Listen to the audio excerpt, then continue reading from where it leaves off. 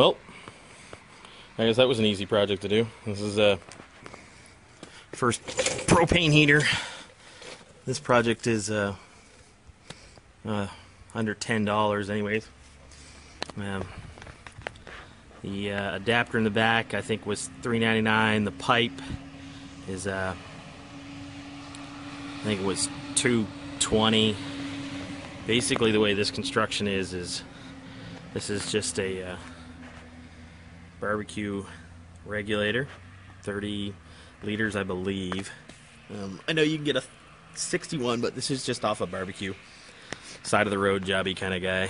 And basically I'm gonna tip down here and see if we can see it. It's kind of hard to see there, but basically all that is a 1/8 T with a 1-inch extension and then a cap, and then I've drilled a 1/16 hole in the cap, and then on the bottom is just I think that's a 2-inch long pipe with a cap on that one. No drilled hole on that obviously, and then a 2-inch pipe on the top here, and that was a 35-cent double bubble brake line union.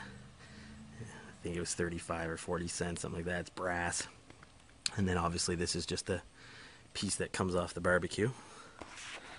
And basically the way it works is you put it back a little ways inside the pipe there. It's just some drilled holes.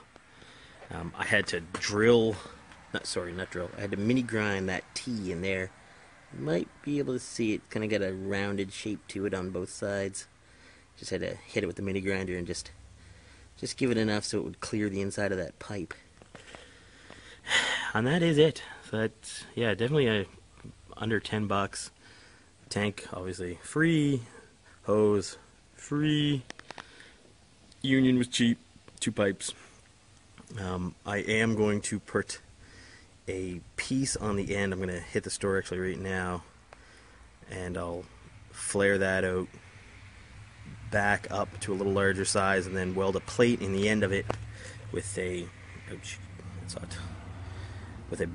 bunch of holes. I'm going to put some really small diameter holes to give it a more uniform flow as it comes out instead of that just nasty flame. And then on the back I'll put a choke.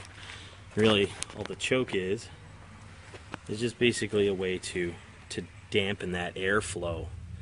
And I'm just going to drill a small hole somewhere on it. I've seen guys put holes in the middle and then like a turning choke.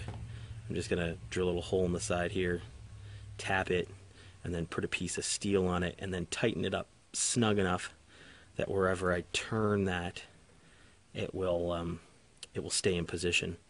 Obviously I'm going to mount this, so once the choke is set, you shouldn't have to fool with it too much. But this is the first one of the propane.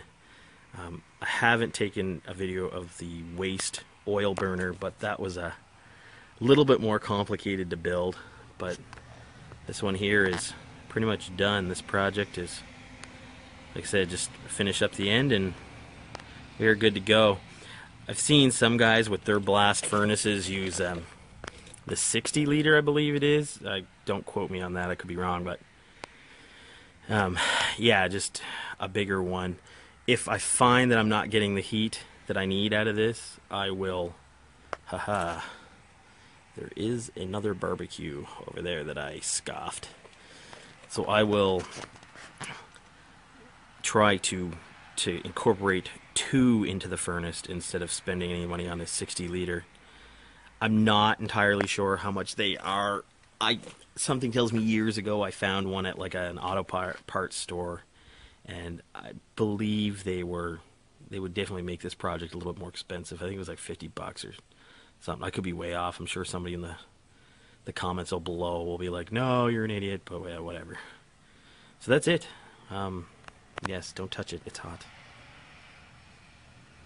And thanks for tuning in. I will do a quick clip at the end just to show everybody the finished front end of it and the choke, but really that's the simplest construction I've seen. I've got to get some tape, make sure I tape those joints up nice and good, but you can see I just ran a dry run on it with with nothing in those, and I didn't have any problems. But you know, with propane, you always want to be safe than sorry. So that's it. Thanks for watching, and stay tuned for the next video.